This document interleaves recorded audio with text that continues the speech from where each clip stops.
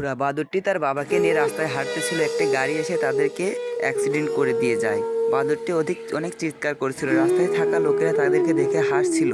বাদুড়টি উপায় না খুঁজে পেয়ে সে নিজেই তার বাবাকে হসপিটালে নিয়ে যায়। নিয়ে গিয়ে ডাক্তার দেখে বলে অনেক টাকা লাগবে।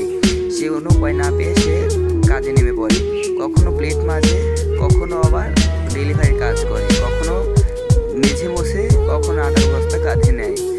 এই পরিশ্রম করে সে অনেক টাকা উপার্জন করে, তার বাবাকে সুস্থ করে তোলে এবং তার বাবার জন্য শার্ট কেনে, একটা গাড়ি কিনে সব লোকেদেরকে অবাক করে দেয়।